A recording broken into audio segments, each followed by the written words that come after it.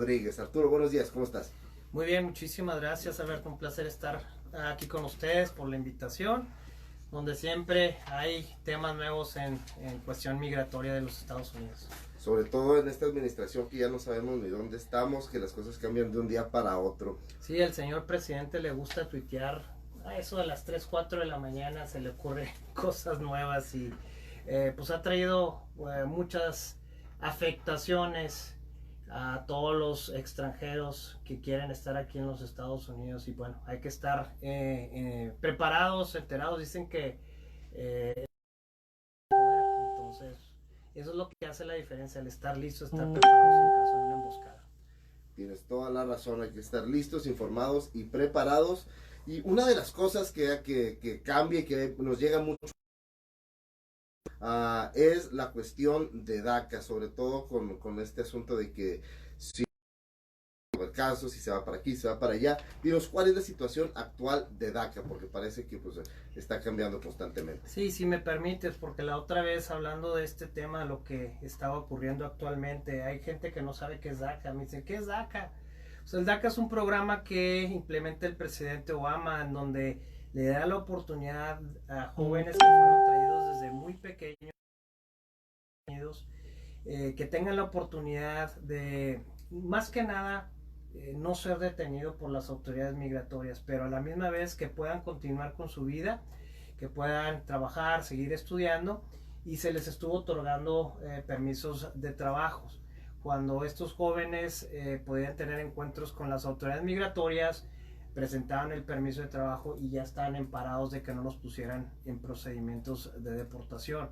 Súper controversial este programa cuando entra el presidente Trump. De hecho, fue una de sus promesas de campaña de que lo iba a cancelar y efectivamente lo cancela. Pero algo que me encanta de este país, Alberto, es el balance de poderes.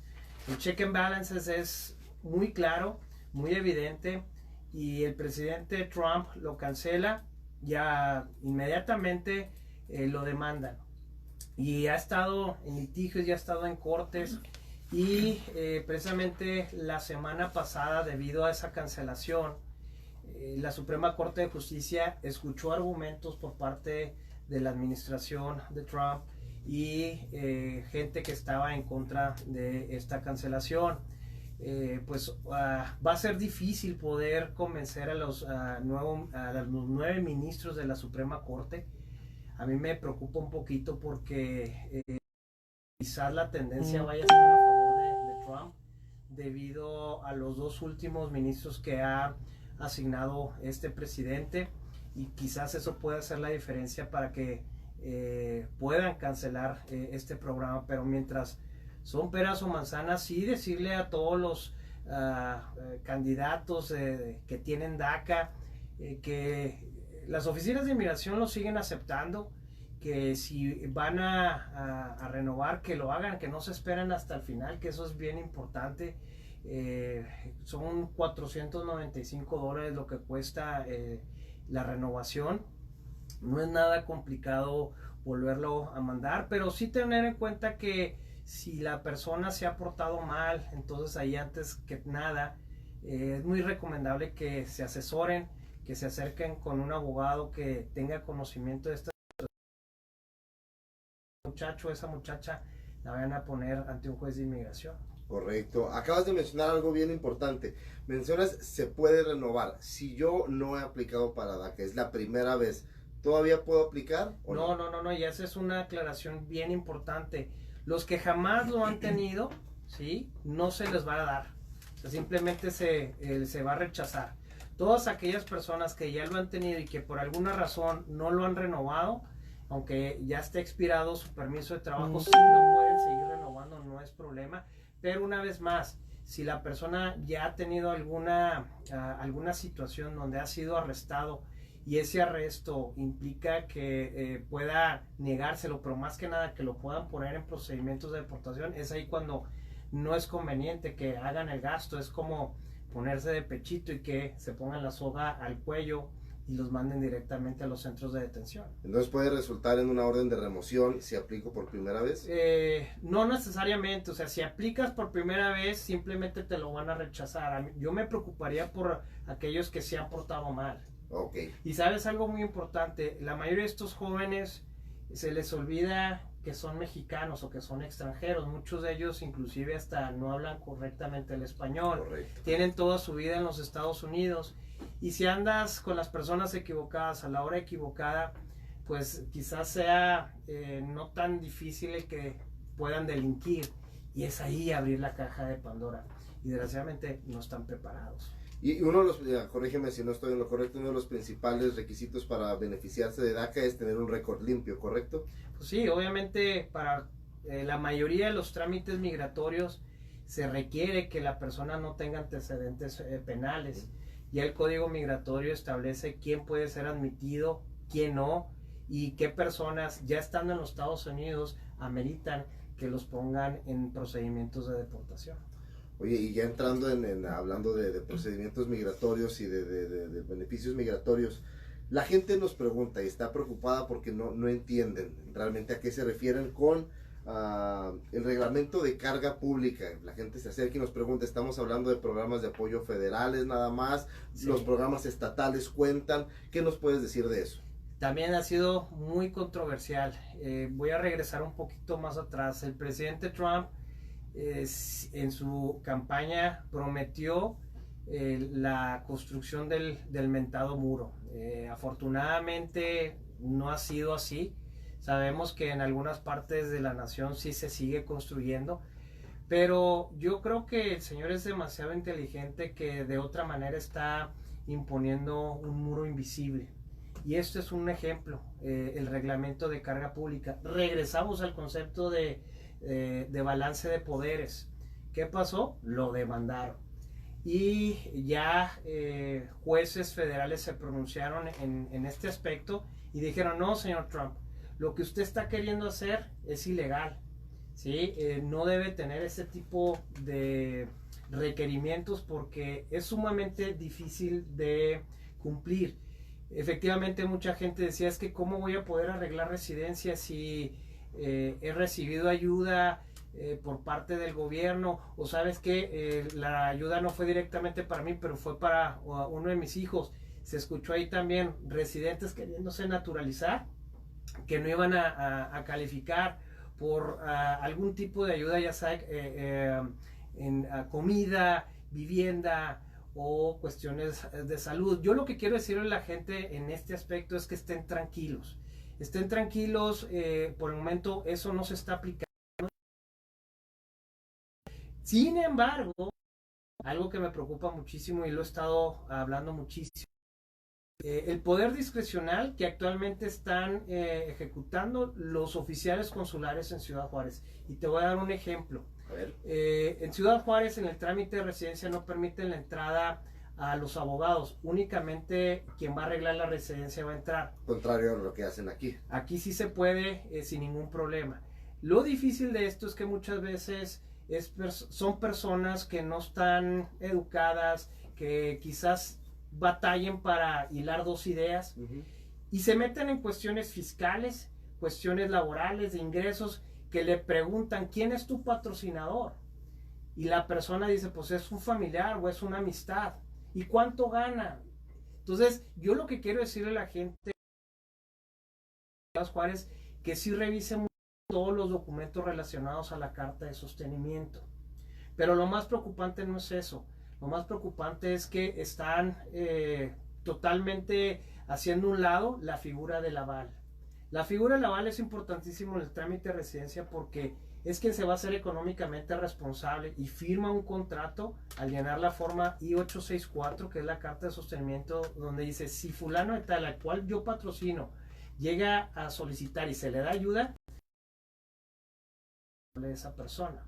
Correcto. Pero el oficial dice, no obstante que tienes tu aval, yo creo que tú vas a hacer carga pública por cuestiones de tu edad, por cuestiones de tu salud, por cuestiones de tu educación, por cuánto tienes en el banco, si tienes un seguro médico. Entonces se me hace sumamente injusto que están utilizando ese tipo de políticas y estoy completamente convencido que eso viene desde Washington.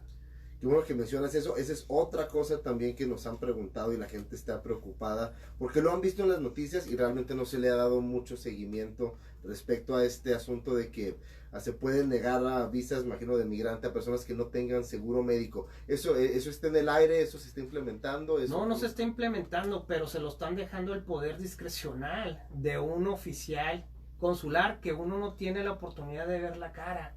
O sea, ¿con qué argumentos tú piensas, oficial, que esta persona efectivamente va a ser carga pública? Es que yo pienso o tengo razón de creer que así lo va a hacer. Es curioso porque no hay un criterio uniforme. Te doy el ejemplo. Tuve un cliente que fue pedido por su mamá de más de 100 años, mi cliente tenía más de 80 y obviamente el señor era de bajos recursos. ¿Quién va a contratar a alguien de 80? Y no me pidieron nada. Pero me están pidiendo y me están dando café cargado con otra persona que, por ejemplo, tiene 30 años, tiene carrera universitaria, tiene conocimientos, tienen ahí sus ahorritos y el oficial determinó y concluyó que iba a ser carga pública. Y eso lo hace, pues, difícil, donde desgraciadamente en el consulado no hay un procedimiento de apelación, de revisión, de amparo. Ok, entonces... para que le quede bien a nuestros radioescuchas, que le quede bien claro, porque hay mucha información y hay mucho ruido blanco que no nos deja entender bien. Muchos vendehumos también. Exacto. ¿De qué tipo de ayudas están hablando específicamente? Bueno, afortunadamente yo lo que quisiera aclarar, no quiero que se apuren por ese aspecto, ¿sí? Dentro de las ayudas que se está mencionando, que si efectivamente la ley de reglamento, el reglamento de carga pública, estamos hablando de ayuda médica, ayuda con cuestiones de comida y con vivienda. Esas son los tres rubros. Y yo sé que existen tanto programas estatales y federales, pero la ayuda, y déjenme decirle y hacer la aclaración, jamás se le va a dar al extranjero que no tenga papeles. No es cierto que el gobierno estadounidense ayuda a los que no tienen papeles, ¿ok? No es cierto. Ayudan quizás al ciudadano americano, porque esos que no tienen papeles sí tienen hijos americanos. Y ahí entramos en la controversia de que, bueno, pues que se están beneficiando indirectamente. Pues quizás. Pero aquí al final del día es regresar al punto del aval. Si vas a emigrar a los Estados Unidos, debes de cumplir esa parte de la ley, que si el peticionario no tiene ingresos suficientes, puedes buscar la ayuda de un aval, en inglés se llama joint sponsor, y se hace económicamente responsable de cualquier tipo de ayuda que pudiera recibir el residente. Ya lo que haga después, y eso es completamente aparte. Y si dejar a un lado, ojalá que el consulado, alguien del consulado estadounidense en Ciudad Juárez nos esté escuchando y que tengan un poquito más de criterio y hagan un lado esa situación, porque en realidad están afectando a muchísimas familias. Afortunadamente, con esta demanda que hacen en contra del reglamento de carga pública del presidente Trump, ya había las oficinas de inmigración subido una forma migratoria que era sumamente difícil de llenar, sumamente complicada, que estábamos hablando que la persona tenía que informar muchas cuestiones económicas y cómo demostrar que efectivamente no iba a ser carga pública. Afortunadamente la cancelan y esto lo están dejando a un lado. Excelente. Pues sí, hay muchas variantes. Todos los días, al parecer, hay algo nuevo en este asunto de la ley migratoria y de los beneficios que una persona puede obtener. Pregunta: ¿qué otra cosa nos quieres platicar? Algo que se me haya pasado, algo que te esté haciendo ruido ahorita sobre esto, aparte de lo que ya revisamos. Yo creo que un tema que también está muy calentito es la situación de los asilos. Okay. Sí, pobre gente que está tratando de ingresar a los Estados Unidos porque son perseguidos en sus respectivos países. Y es bien lamentable, es triste ver cómo están durmiendo afuera de los puentes en casas de acampar.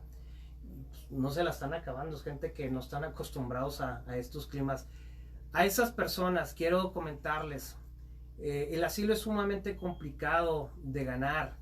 Las autoridades locales, en este caso los jueces de inmigración, sí es verdad que están abrumados están hartos de la situación que se está viviendo. Y yo estoy seguro que si a estas personas se les da la información desde sus países, habría más conciencia y quizás no estarían en las situaciones en las que se encuentran. Se evitaría estas crisis, pero desgraciadamente pues tienen la esperanza de tener sus audiencias en Corte de Inmigración. Comentarles que necesitan estar representados por un abogado y que desgraciadamente debido a la complejidad y al número de horas bastante grande que tenemos que trabajar, también los honorarios aumentan de manera considerable.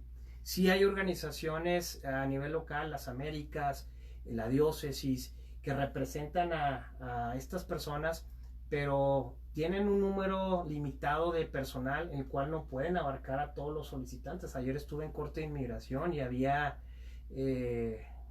40 cubanos tratando de ser escuchados por la juez de inmigración.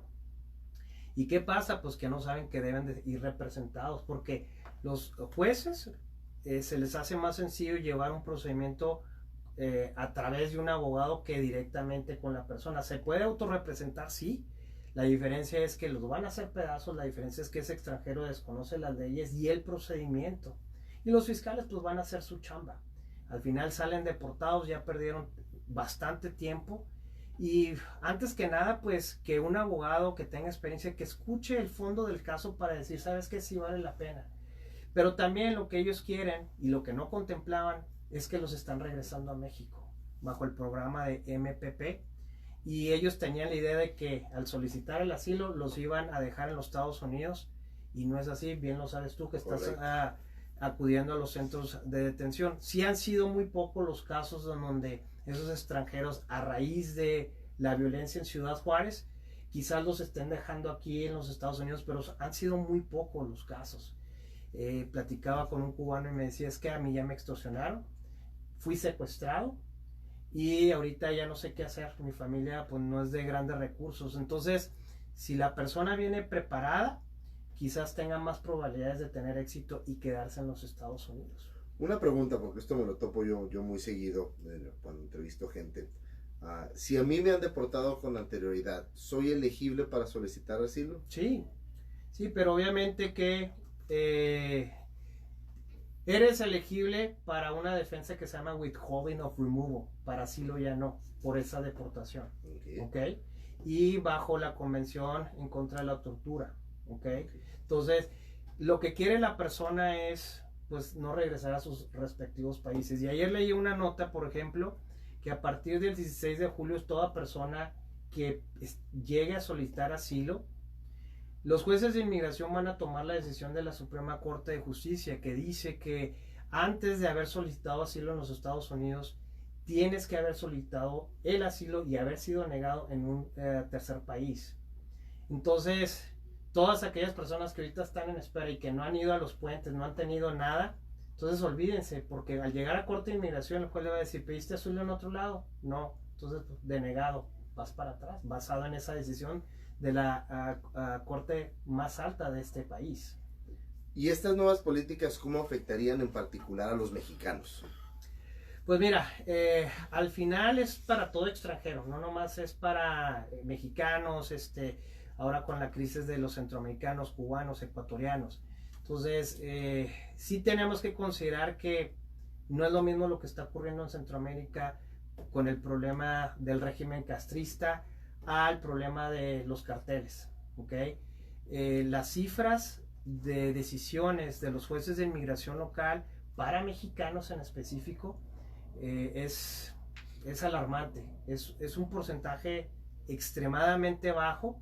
Los mexicanos que efectivamente son protegidos por las autoridades estadounidenses en este tema. Entonces, quizás el problema de violencia que se esté viviendo en México no sea razón por el cual el gobierno estadounidense los pueda proteger. Entonces ahí regresamos una vez más a hacer análisis de fondo para ver si dentro de esos 5 factores que establece la ley, raza, nacionalidad, religión, formar parte de un grupo social determinado o la opinión, pudieran encuadrar y poder hacer la relación de esa persecución que se dio y que pudiera existir en un futuro. Perfecto. Pues es lo que está ocurriendo en estos momentos con asilo político, pero vamos a volver un poquito más a procesos más regulares, más de cajón. Sí. Mencionabas algo que me hizo ruido a mí en particular, es la discrecionalidad de los agentes consulares durante la entrevista de residencia. Sí. Ya no de asilo, ya estamos hablando, yo tengo un acceso a beneficiarme de un alivio migratorio, tener residencia por mi papá, mi mamá, mi esposo. Y si me entrevistan, ¿recomendarías tú que se acercaran a un abogado y hacer algún tipo de ensayo, de entrevista más o menos para llegar preparados? ¿O qué nos recomendarías para que no nos agarren en curva? Sí, en ese aspecto, si usted no tiene los recursos para contratar los servicios de abogado estadounidense, porque sí existen abogados mexicanos haciendo este tipo de servicio y no tienen idea qué es lo que implica. Yo le recomendaría a la gente que no pague por algo que quizás no le vaya a resultar con coyotes. Eso es importantísimo. Entonces, estamos hablando de un trámite sumamente delicado. Trate de invertir y vea unas 2 o 3 opiniones, y a la persona y el abogado que más le lata es con esa persona, quédese. Yo en lo personal lo que hago es los preparo muy bien para la entrevista de residencia, que sepan exactamente qué les van a preguntar, lenguaje corporal, qué no decir, que puedan quizás que les pudiera dar el oficial consular. Obvio, quiero también aclarar, no son todos los oficiales, pero en un gran porcentaje sí veo esta tendencia con el propósito de ver de cómo niego el caso. Entonces sí es crucial que revisen muy bien sus documentos, que se familiaricen con las formas migratorias para que de esta manera pues no haya sorpresas el día de la entrevista. Excelente, pues muy buenos consejos que nos has dado, Arturo. De verdad, muchas gracias por tomarte el tiempo de estar aquí con nosotros hoy. Y dime dónde te pueden contactar. Seguro que sí, entran a mi página www.abogadorodriguez.com, es donde viene mi dirección, mi teléfono, y estoy ofreciendo consulta gratis para todos los casos de residencia de ciudadanos pidiendo a cónyuges y a padres y hijos pequeños. Excelente. Y pues muchísimas gracias por haber estado aquí con nosotros estos 30 minutos. Les recuerdo que el 7 de diciembre vamos a tener una jornada sabatina, pero también vamos a tener una posada en el consulado. Entonces, no se pierdan este evento. La posada va a ser ahí en las instalaciones del consulado. Estaremos ahí abiertos de 8 de la mañana a 2 de la tarde. Lleguen temprano, por lo general llega mucha gente a ese tipo de eventos. También los invitamos a bajar la aplicación Mi Consul Mex, que es una aplicación que le da acceso a información sobre todos los consulados, los servicios y actualidad migratoria en su teléfono. Y cualquier pregunta que tenga usted referente a esto, nos puede llamar al consulado de lunes a viernes de 8 de la mañana a 5 de la tarde al 533-4082. Una vez más, a nombre del Cónsul General de México en El Paso, Mauricio Ibarra Ponce de León, les doy un cordial saludo y les deseo un excelente fin de semana. Esto fue Tu Consulado Más Cerca de Ti en Radio Cama 750 AM. Muchas gracias.